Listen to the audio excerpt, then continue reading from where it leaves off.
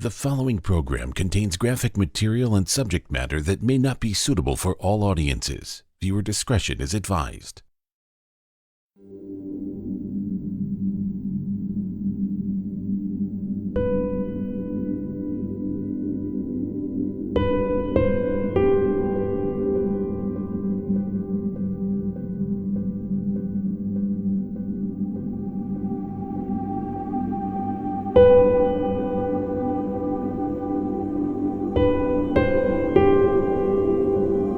Our family was a very close family unit.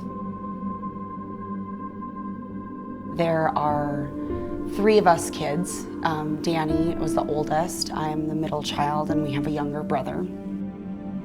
Our parents were both ski patrollers up at Big Sky, and so we had the privilege of growing up on the mountain, which was amazing, and what an incredible place to, learn to be tough and to be outdoorsmen. We spent a ton of time then in the summer times hiking in the Gallatin Canyon, river rafting all over the place, just spending a lot of time outdoors. Someone killed Danny.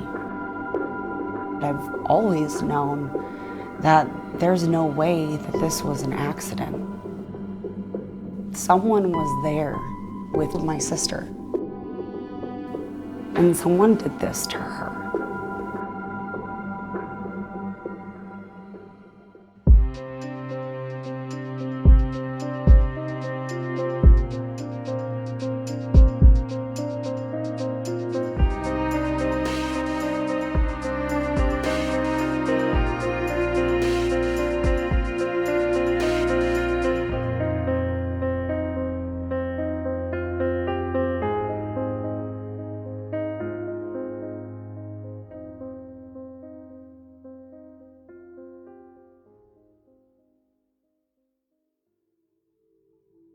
Danny had this crazy dry sense of humor, and everybody loved her, right? Like, she could put anyone at ease. As soon as you met Danny, she's cracking jokes, and eventually you knew that she really loved you if she started playing tricks on you, because that's just who she was. She was fun to be around, and she definitely made the room come alive. Danny was also a really good student. She was super smart. She was a who's who of American high school students, and she was the person I wanted to be like, She was cool, man. It was the 90s, and she was, into grunge music and rock and roll, and so of course I'd go steal her CDs. She'd find them in my room, and then of course, I'd get a good smacking around the ear, because what are, big sisters for, other than to beat you up a little bit. I wanted to be like her. She just made you feel like you could walk into the room being whoever you were gonna be, and she would still love you for that. The day that Danny died was the fall festival, the fall equinox festival that's in Belgrade. I remember being over at the park with my friend, and my dad came over.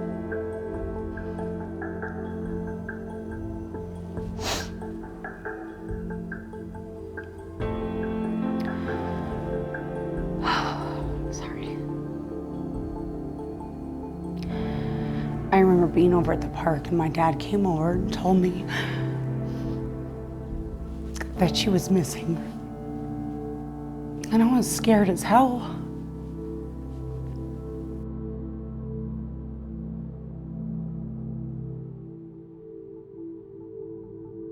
I'm Cindy Botek, formerly Deputy Crawford, the Gallatin County Sheriff's Office.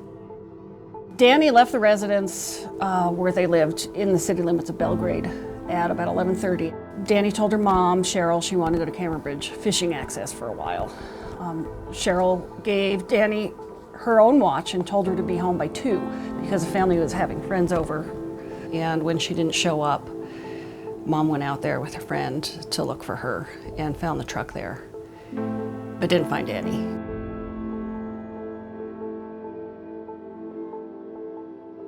She found her keys in her water bottle on a trail adjacent to the parking area. That was really such a scary indicator. She was a proud new driver, and it was just really unlikely that she would have dropped those things unless something bad had happened.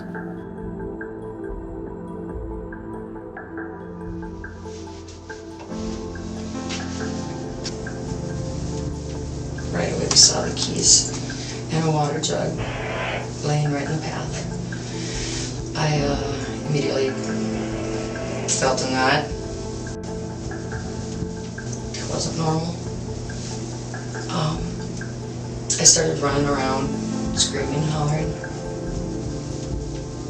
looking. I'm in a panic state, I guess. You know, checking the bathrooms. I noticed that the truck was unlocked with, you know, her CDs, Rex's computer, I mean, all this stuff in there. Is that unusual for her? Extremely unusual. She knows that that's important stuff, so she would never just leave it unlocked.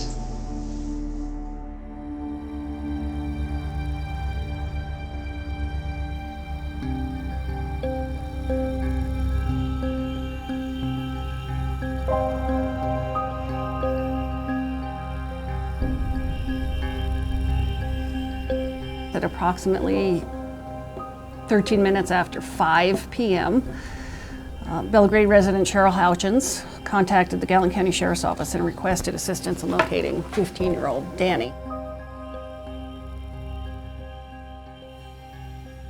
I'm Sergeant Matt Boxmeyer. I work for the Gallen County Sheriff's Office in the Detective Division.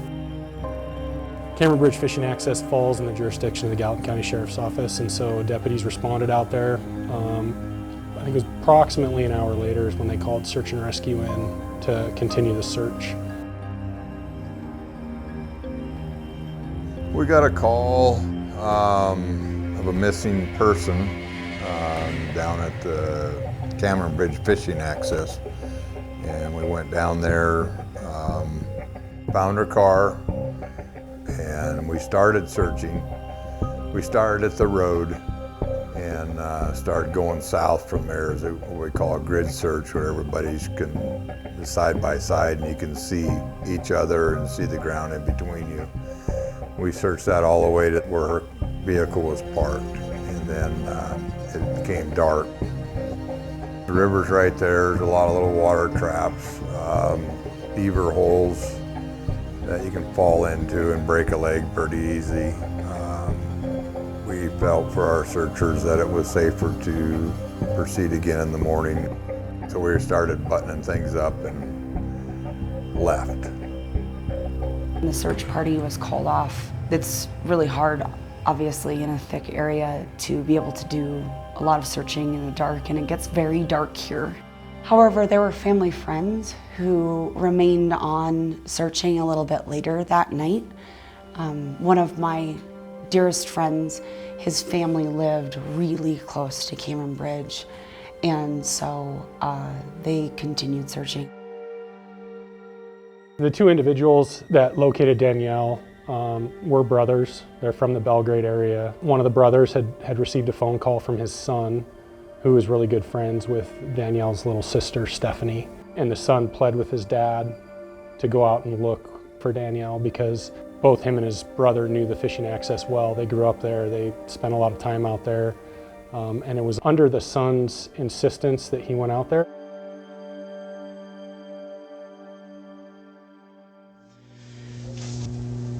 The phone rings, it's my son. He's at the basketball game with his buddies. He says, "Dad, you gotta get down to the river." I said, "What for?" He says, "Dad, Stephanie's sister's missing and the search and rescue's down there looking for him and you need to go help them." And I said, "Bud," you know, it's like, "Dad, you got it, come on, Dad." And I said, "All right," you know. So I hauled Bud down to Cameron Bridge. He had a flashlight. He searched with his flashlight for a little while and the batteries went dead. He went to his brother's house, which was fairly close. His brother agreed to come back out with them. So they went into town, got some more batteries, and then they returned out there. At this time, all the search and rescue personnel had left for the night, and they felt like they just needed to keep looking.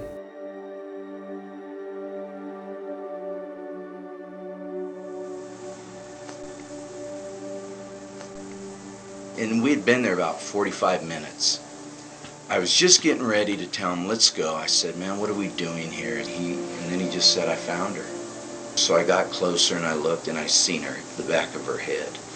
And my whole body went really weird and I knew she was dead.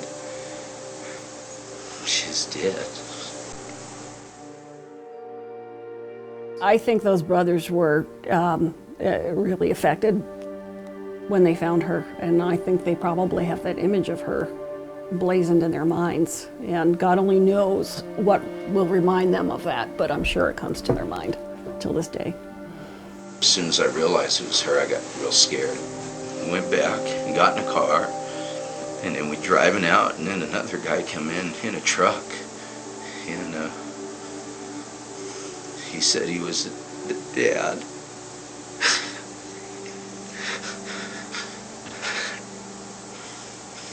My dad had returned one last time before coming home that night to Cameron Bridge, and as he was going in, for that final look, the person who found Danny was coming out.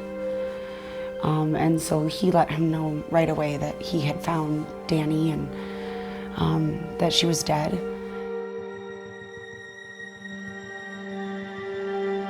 He came home, and I remember Mom was standing in the laundry room, probably anxiously doing laundry, keeping her hands busy. And I was in my bedroom, and he came in, and I remember him saying to Mom that, Danny's gone.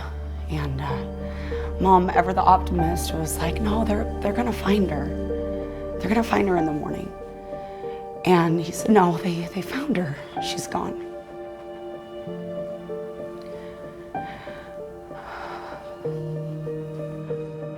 I remember walking out into the living room. They grabbed me and we hugged, and we just collapsed to the floor. And nothing's ever been the same since.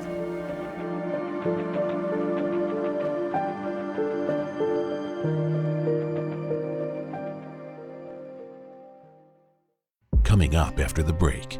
She was face down, looked like she'd been drug in there. Personally, I feel that whoever did this knew Danielle. He knows so much more than he's telling, so much more.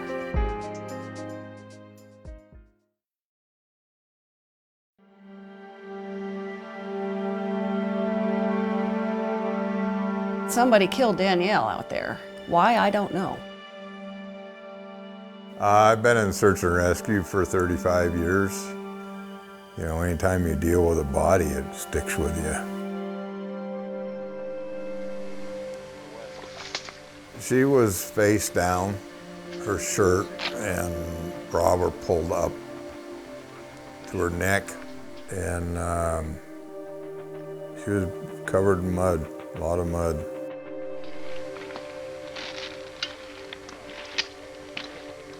Danny's body was face down in a swamp area.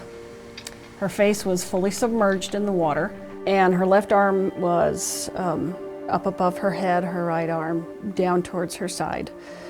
Her mom's watch was found like this. And she was underneath the growth. Okay, go ahead and move the weeds away. It was a big willow, I remember. It was very low to the ground, the limbs, so you had to crawl on your hands and knees to get in there.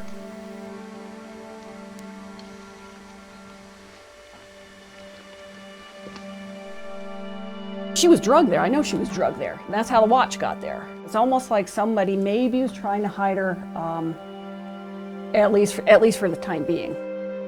She was missing one of her sandals.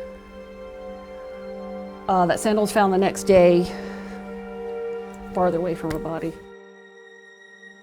Her hair was loosely secured in a ponytail by an elastic hairband, loosely, meaning it was probably nice and tight when she left that morning, but something ruffled up her hair, although it was still secured.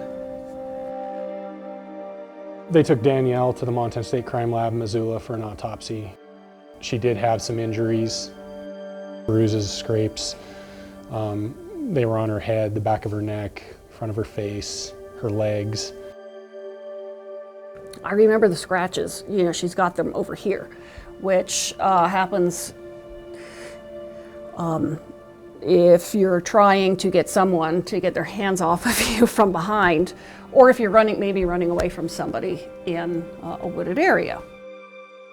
There was injury to her genital area, which is indicative of some type of sexual trauma.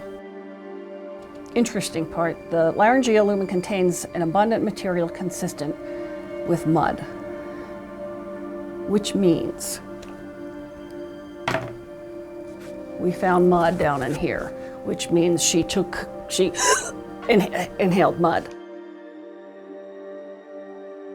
She had mud that had gone down inside of her esophagus and into her stomach. Cause of death, drowning. Manner of death, undetermined. Why they left it as undetermined, I don't know. It doesn't make sense to me. I would have listed this as a homicide. At the time, the sentiment was so strong that we don't know what happened. We just don't know. I guess she just went out there and lay down and died. How can you read this report? How can you read that autopsy report and think that she just laid down there and died? Especially when the toxicology comes back and she didn't have anything in her system that's going to cause her to completely black out. Danielle was not intoxicated. Danielle was not on any type of drugs. She didn't have anything in her system besides caffeine. We were told that Danny drowned in just a shallow amount of water. Danny was strong and athletic. She was a skier and a climber and a great swimmer. We have natural defense mechanisms, even as babies, to not take water into our lungs or mud. She didn't just die out there. She didn't just walk out there and die. She was killed. Somebody went out there and met with her, and they held her down in that water and she drowned. She didn't do this to herself. It wasn't an accident. She didn't fall down and get hurt. It wasn't a suicide. Based on the evidence at the scene, someone did this to her. There were quite a few people ruled out, quite a few people interviewed. It was mentioned at the time that it was possibly some type of stranger thing, someone lurking around the area. You know, Cameron Bridge fishing access is close to I-90, but the clues left at the crime scene lead me to believe that this is somebody she knew. Approximately 30 yards from where we just came, the initial print was found. Right in this area that I'm zooming in is where some of those first prints were found, looking north. Stranger abductions and stranger murders are very uncommon. Personally, I feel that whoever did this knew Danielle. Shortly after Danielle's murder, there was a couple of viable suspects. One of those suspects, we believe he may have some information that he doesn't want to share with us. At least one person that I interviewed, I know, or I have very, very strong suspicion that he knows so much more than he's telling, so much more. And it drives you crazy when you look someone in the eye. And they know that you know that they're lying and they just smile away, and that just drives you crazy, especially in a case like this.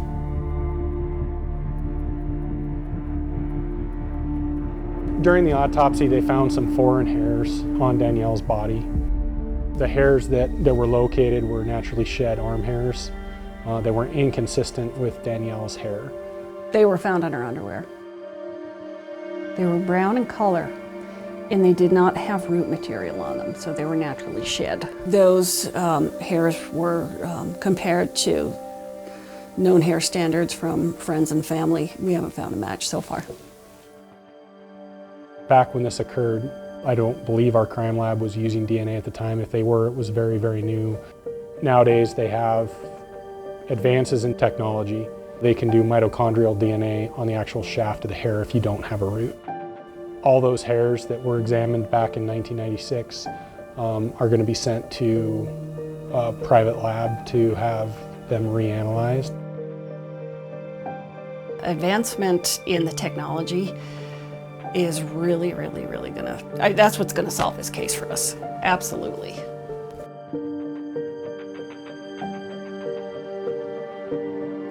Someone did this to Danny. And I could almost guarantee they probably said something about it to somebody. You may think that a detail is inconsequential, or a conversation you had with someone was minor and couldn't make a difference, but unequivocally, it can. We were kids. I was 12, Danny was 15, her friends were right in that age, 15, 16.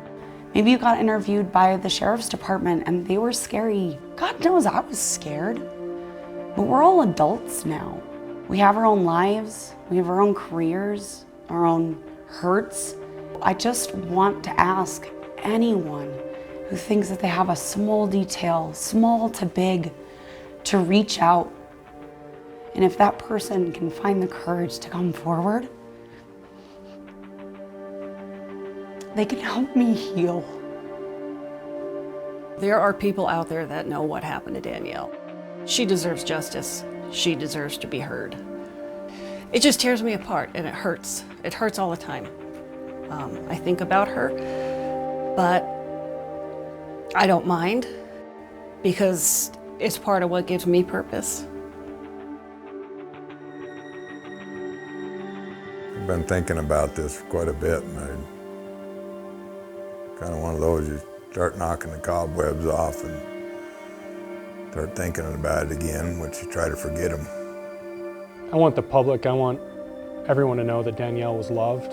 Her parents still love her, her brother and her sister still love her. For 24 years, they've had zero closure. Danielle had a whole life ahead of her, and that was taken from her. And no one deserves to die alone in the manner that she died. My family hasn't given up on Danny. Her friends that were closest to her have not given up on Danny. And the Gallatin County Sheriff's Department has not given up on Danny. I think that there's an individual that did it, and I think there's an individual that knows about it. They were either there, they helped, or they were told about it shortly after. But I'm very, very hopeful with the new DNA process that we'll be able to get a match. Danielle deserves to be heard. Danielle deserves to not be forgotten about. Danielle deserves for somebody to care about her enough to say, I've kept my mouth shut for way too long, and it's time. And now's the time. We want to make sure that her memory doesn't die. I can't lock away anymore. It's not good for me. It hurts. We love her. And we want to make sure that her story is able to be told without pain by seeking the answers that she so deserves.